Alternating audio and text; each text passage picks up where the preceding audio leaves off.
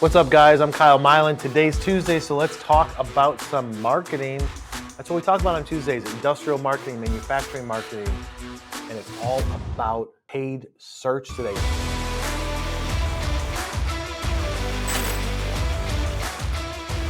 So for today, we're going to be talking about when to use paid search in industrial marketing. Now, this is a somewhat controversial topic. We've worked with companies that are spending a little bit of money a month. I'm talking 500, 1,000. We've worked with companies that are spending 20, 30, 40, 50,000 plus a month in the media buying search paid space. So we're going to talk specifically about search for the first 3 bullet points. The last 2 bullet points, I'm going to talk about in general paid media. So if you guys are joining us live, let me know where you're coming in from. Put a comment in the comment section, whether you're on YouTube or LinkedIn. If you're watching this on the replay, the best place to watch is on YouTube, because LinkedIn just lets it get buried into the mix. So bullet point number 1, let's talk about it. We're going to go paid versus organic. NIC. You guys can Google search this, fact check me all you want. In general, across the board with paid search, it says the people that track this stuff say that about 30% of users that search something in Google, we're just going to use Google to start with this, 30% of users will click on an ad. Someone's got 1,000 people searching in a month in the United States. 300 of those people are going to click an ad. 30%. Does that shock you? Is that too high? Is that too low from what you would expect? I mean, in general, I feel like people are smart these days, and it's not like the search engines, Google, Bing, whatever, are like hiding the fact that it's a paid ad, right? They kind of have to. They do it across social too, and most media companies, even associations and publications, you got to say like sponsored somewhere in the ad. So you know this is a sponsored ad. I don't know if that's a law or not, but 30% of people are clicking it. You would think in your guys' space, industrial manufacturing, you've got ops, engineering, purchasing people. You would think that they would be like, yeah, those first 2, 3, 4, 5 search results, I don't want to click those because I know that those are paid ads. I want to go to the guys that got there organically into the bottom below that section. But Google is always changing how the search works, and they're changing where are paid spots, and they're changing what's more important than organic. And real quick, we'll digress and talk about Gemini, which is Google's AI system. So sometimes, you guys may have seen it already, sometimes when you're typing in a search, you get Gemini pop up and it says AI, and it tells you the answer to the question that you're asking, or it tells you information about what you're looking for. If you're not paying for that as a workspace service, then you're going to get it every once in a while, maybe every 5 to 10 searches. It's like, boop, right below the search, it says, hey, here's our AI response. And then you can scroll on from there. But everything's changing with search. So you don't always know what's paid and always know what's not, but most of them say sponsored on it. And so 30% of people are clicking sponsored. Now, go into the organic. So after the paid section, whether there's a map or not, after the FAQ, which are those frequently asked questions, you click the drop-down arrow. Then you get into the organic first position. About 25 to 30% of people click that first position. So now we're up to about over half, 60% of people have clicked either an ad or the first position. When you get into position 2 and 3, it starts to plummet drastically. Position 2 is maybe around like 15, 18% of people click that. Go down to position 3, you're down to single digits, 8%, 9%, and then 4, so on and so forth, to where once you're past like position 5, nobody's really clicking your stuff. Now, you guys may have noticed that Google changed a while ago, 6 months ago or so. There is no longer pages at the bottom. It's just continuous scroll. So you scroll and scroll and scroll forever. So there is no, oh, now I'm on page 2. So the joke used to be, if you want to bury a body, bury it on page 2 of Google because nobody goes there. But now that it's a continuous scroll, I still feel like people aren't going much past that. And the data hasn't changed much in the last 6 months. It's about the same. On average, roughly 30% of people click paid ads, 30%, 25 to 30% people click first position. So if we look at paid versus organic, the organic long-term SEO, so your on-page SEO, off-page SEO, how your site is optimized, what your meta titles, descriptions, H tags, alt tags on your images, density of your keywords, how your entire site structure is set up from a search standpoint, all of that is going to dictate where you're ranking in positions. And so when you look at the strategy aspect of it, it's like, okay, if you've got, let's say, 12 main primary keywords, it's like CNC machine shop Midwest, or it's like custom injection molding, medical injection molding, automation packaging equipment, or packaging equipment for this industry. Whatever your 12, let's just say 12 keywords are, if you're not ranking in the top 3, in the top 5, and you've got budget to run paid, it might make sense for you to say, hey, until my organic rankings get up, and it doesn't matter if you're position 8 or position 80, until I'm up there organically in the top 3, top 5, it might make sense for you to say, I'm going to run a paid campaign to put me up at the top. And even in that paid campaign, you're looking at competing with the people that are also in the space. So it could be 3, 4 people, it could be 12 people are all bidding on the same positions. So those of you that don't know, the way that the paid search works is, and this is for most ad platforms, is you're going to pay a penny more than the next highest bidder. So if you're out there and you say, I'm willing to spend $3 on the search phrase CNC machine shop Midwest, or CNC Swiss screw machine shop, let's say that Swiss screw machine shop, you are willing to pay $3, but I'm willing to pay $10.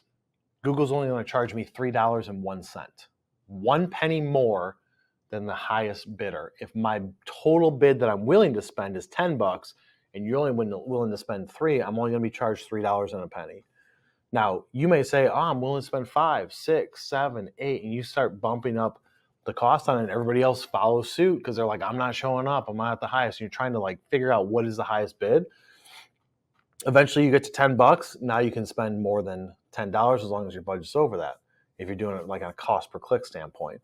And so there's lots of different strategies within a paid search campaign, how to execute it, which we can't go into those details because that would take me an extra hour. We're just looking at when to use it, how to use it.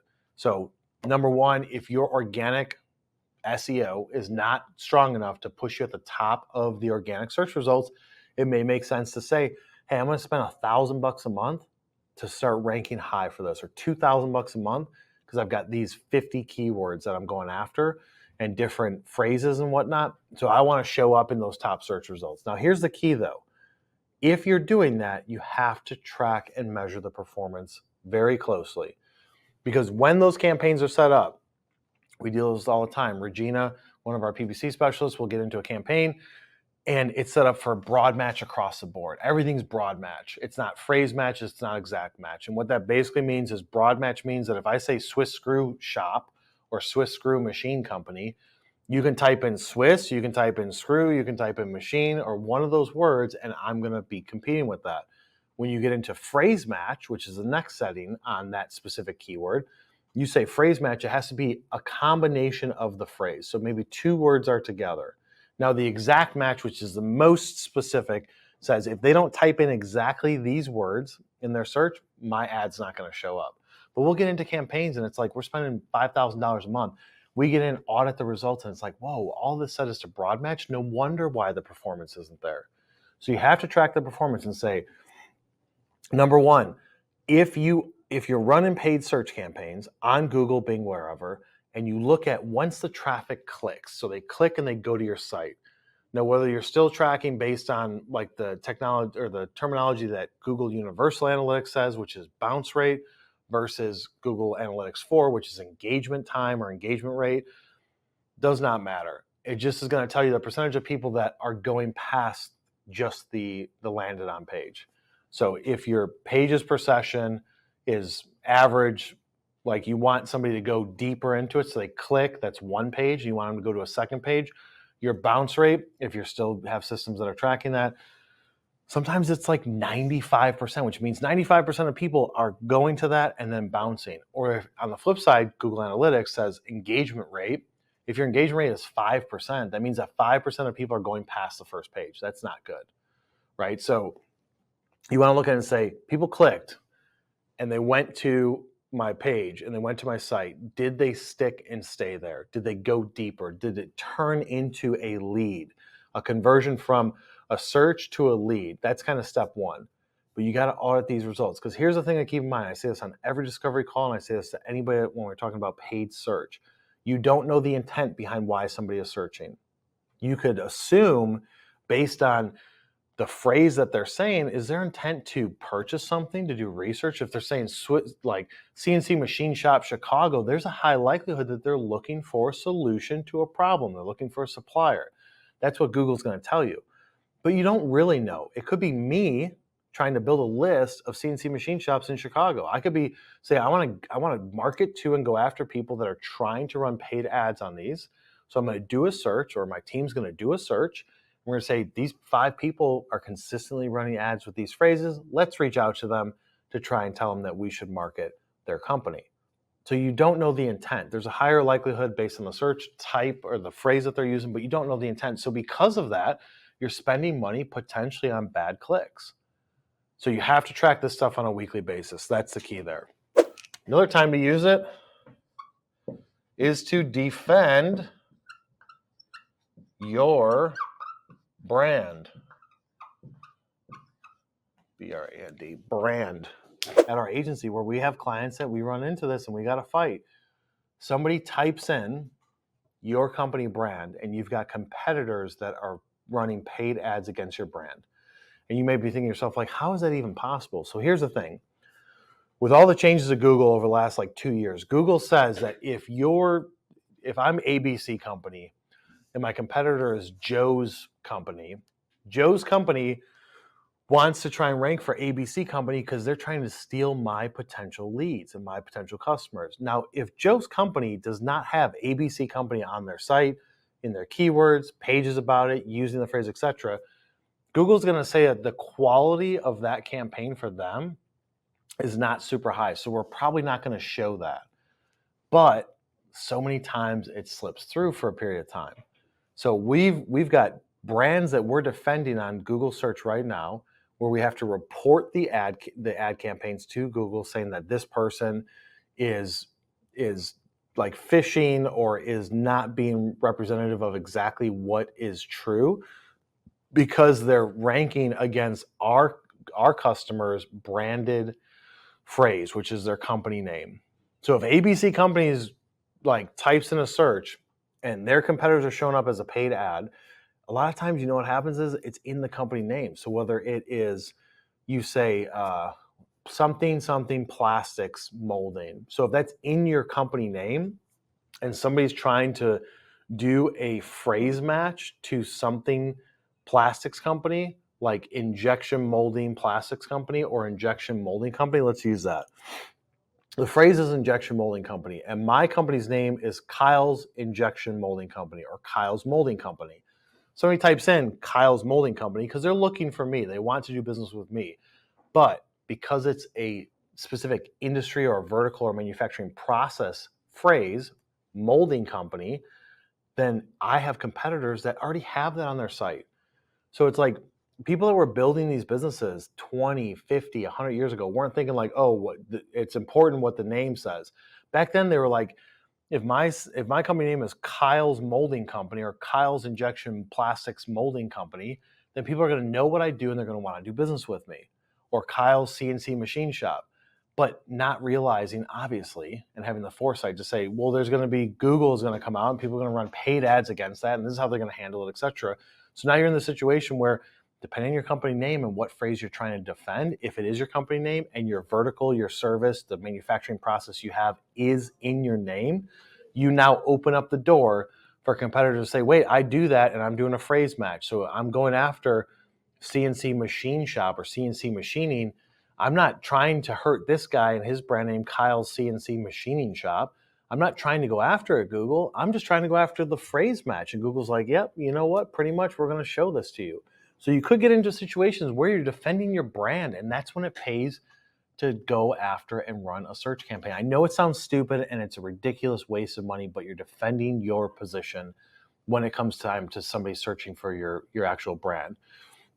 We came across a situation with one of our customers' competitors, and you type in our customer's name and their ad shows up at the top because we're willing to spend the most amount of money, so we get the people that are looking for it. Competitor's ad was right below it. But they were doing something new with Google, which is a dynamic headline. So the headline in the search is the blue underlined and hyperlinked word, which is like the main phrase, the meta title of it. And it said our customer's name in it. And I was like, oh my God, they're using dynamic heading, which is, and you may have seen this before, when you set up the ad, you can say use a dynamic heading, which is pulling in the person's search phrase into the heading so it makes it seem like it's super hyper relevant. Now, when you click on that page and go to it, the name was not anywhere on there, but they just put, hey, we want to put a dynamic heading here based on the search phrase, and then Google just does its thing to make it super relevant. I'll type in the phrase looking for instance, a part for my dishwasher. I was looking for a new top console piece. I typed it in, Whirlpool, blah, blah, blah, blah, console. And as I'm scrolling through the paid ads, I'm looking, and it's like, it says my exact model name in the headline. And I clicked on that link, whether it's to partsupply.com or whatever, Amazon, whatever it was. It said my model number in the link. And then I click on it. I'm like, this isn't even the same model number. That's because they're using a dynamic heading. They're pulling in the model, what I typed in, they're pulling it into the search results for their paid campaign. So you got to be careful about protecting your brand. You never want to just think like, nope, I'm not going to run paid ads against that. It's a pain to deal with, but spending $200, $300, $500, $1,500 a month to protect when somebody types in your company name, protect that you show up at the top for that. It's worth it. Now, if companies or if the search person, if the user is really focused on like, I'm trying to go after your brand, they're going to look twice before they just click something that says your name. They're going to look, and even when they land on the page, if they're loyal to your brand, if they're really trying to find you because they heard good things from referral or saw you at a trade show, they're going to go to the page. Oh, this isn't it. They're going to look at the logo and be like, this isn't it, and they're going to hit the back button. The more times people do that, it just tells Google this is not a good search phrase, so therefore we should lower the quality score and not show this up. And also people have reported, so we definitely shouldn't see it. But don't forget about that, is defending your brand, your company's name. If you Google search it, are people running paid ads? Sometimes you'll have to go incognito. Sometimes you'll have to change your location because it's going to be based on your location. But people could be running that. Quality scoring. What does this even mean? Quality. I kind of touched on this. So this gets in a little bit of optimization, but I'm talking about why you need to do it. Quality scoring is basically Google saying your page to your phrase and what you're trying to go after. We're going to give you a score out of 10 based on the phrases, the keywords, the language used, the URL that people are going to, the meta title description, the on-page SEO for that landed on page. They're going to give you a quality score. They're also going to say, we show this to some people, they click, they hit the back button, that can lower your quality score, or they click and they move forward and then there's a conversion event that's going to increase your quality score. But you have to focus on the quality score to make sure that your stuff is super relevant. So when you're sending traffic to a page or you're looking at your analytics, look at the quality score of that ad. If it's 5, 6 out of 10, there's areas for improvement. You're not trying to get 10 out of 10 because that can't happen most of the time unless you built a page specifically for that campaign, which you can do, which we do for some customers. They've got their organic page for, let's say, again, CNC Machine Shop. They've already got their organic page, but phrases that I'm using for a paid search are a little bit different. So I'm going to build a different page on their site that's specific to these ad campaigns and send these ad campaigns traffic to this new page I build. And it's been optimized for those search phrases, which is going to increase the quality score, which is going to increase the likelihood for it to get shown, and it's going to send in better quality traffic. But you got to pay attention to that. So if you're looking at a campaign and you're like, I want to run paid search, but I'm not going to focus on changing the copy on the site or the URL or anything like that, maybe it's not worth it for you. You can test it out and run it with your existing organic pages that you have to send traffic to pages that are on your site. But if you don't see a huge improvement and you don't have the resources or budget to create a landing page, which is not a big deal, it's not a lot of money to do it, especially if you're partnering with an agency like ours, we just do it as part of the service. If we're trying to run an optimized paid search, then what we're doing is we're going to build pages, change copy, write copy, graphics, whatever we need to do to make sure that that campaign is successful. If you don't have those resources or that partnership, then you're like, you know what? I'm going to scratch this. I'm going to go after different paid searches. So you got to keep in mind, like Google's constantly trying to, their number one goal is to have somebody search for any phrase, any question. they get the results, they click on it, they get the answer to their question. That doesn't happen a lot of times. People go back, people change their question, people scroll, pick position 5, 6, 7. Google's paying attention and saying, okay, why did they click that one? Why did they go past these? Or why did they leave? Something must be wrong. Audit the results, etc. Make changes to how the bidding strategy is and who's going to show up at the top. Got to pay attention to the quality score. So now we're going to get into a little bit strategy. Here's something that is not new, but probably new to you. Let's just talk paid. When should you use paid media? Now, I'm not going to get into all the times you should use paid media. I'm going to get into 2 specific times that are so simple, so easy to set up if you've partnered with the right people. Let's talk geofencing. Geofencing is putting a virtual fence around a location. A lot of times people geofence a zip code, they geofence an area, they geofence a city, and they say, this is my target demographic. That's the traditional way of doing it. Here's something that is newer, and you might be completely new to you, and something that we're doing all the time, every single day for a lot of our customers is we're geofencing the physical location. So I've got a list of companies. Let's say there's 100 companies. I've got the addresses of those companies because I built the list using the tools that we have. Now I've got 100 companies with the addresses. I'm going to put that into a geofencing program. It's going to create a box, polygon, whatever type of shape you want around that physical building. That's a virtual fence that anytime a device walks through it, your phone, it's going to pick it up and say, this device ID just broke through this geofence. I'm going to now serve a retargeted ad. The retargeted ad is on Google's display network. So just like when you're on Amazon looking for something, you start to see that item elsewhere when you didn't purchase it. That's Google display retargeting. You go to a website, you leave, you go to another website. They've got ad space, left side, right side banner, top, bottom, wherever, in the middle of an article or a report. And you'll see a graphic, a logo, an image, some text. That's Google display retargeting. Now, geofencing, what that does is you're saying specifically these companies, these are a fit for me, so I'm very specific and strategic. These are a fit, and if people break through that fence and walk through that building, then I'm going to serve a retargeted ad on Google's display network plus Google's partners. Now, you can't control if it's the janitor or the CEO because it just sees a device ID. You can control some of the demographics behind like male, female, age, etc., which it knows based on the device ID what the purchase type is and who it's registered to and all that stuff.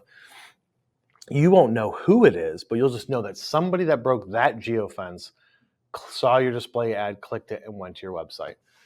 Geofencing is great. It's something hard that we're pushing because you can geofence any sort of location. We geofence buildings, we geofence competitors, we geofence trade shows, we geofence halls within trade shows.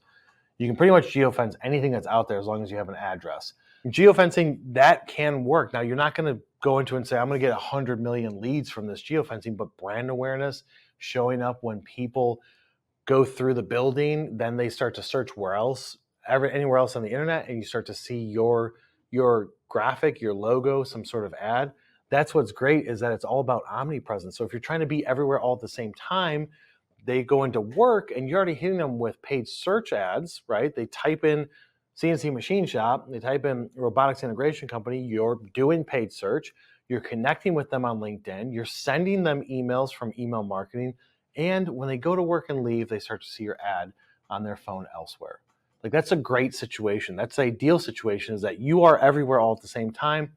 Geofencing does one of that. So you want to show up on paid search, you want to show up in organic, you want to show up on their phone whenever you can, email, social, trade shows, in their postal mail. If you did that to everybody, if you had an unlimited budget and said, I'm just going to do all of that, then there's a much higher likelihood that you'll get new deals in the top of your funnel. Now, the key is that you don't have an unlimited budget.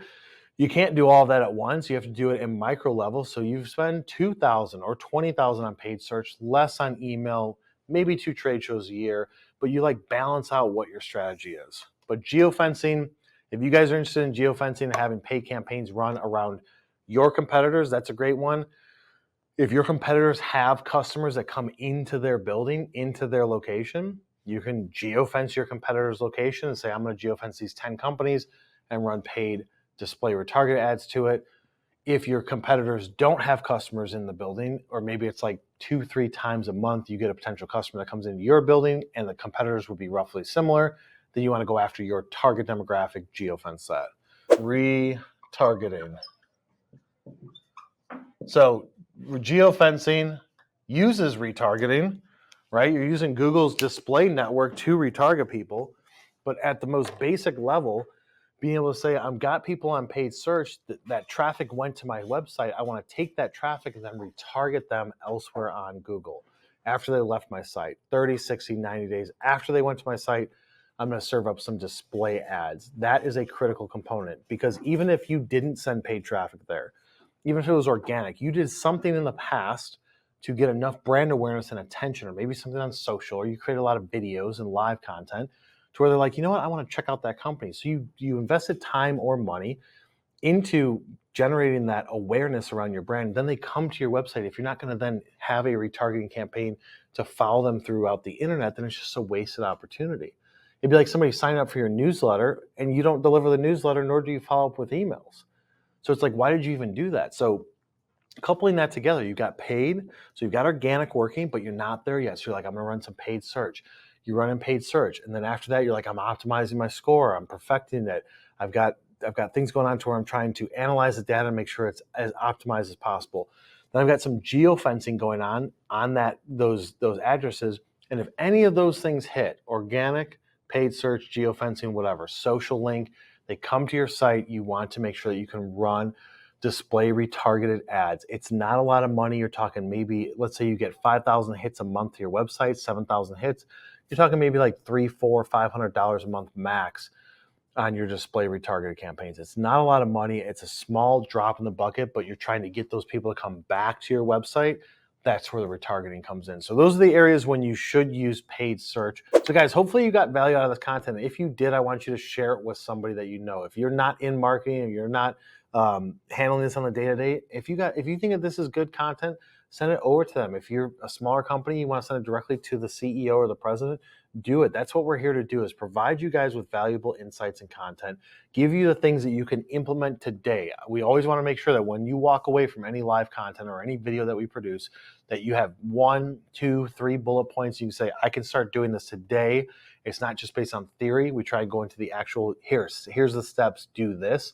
So share, get the word out there, because we don't promote this show a ton. We don't promote the content an insane amount. And so anything that you guys can do to help us grow as a company, help this channel grow, we greatly appreciate it. We good to close out, Riley? Riley says we're good to close out. So guys, head over to YouTube, hit that subscribe button, turn on notifications. Make sure you go to our event this Thursday, where Alex and I will come live talking about pre-show or post-show industrial trade show stuff from a sales standpoint. We will see you on the next one.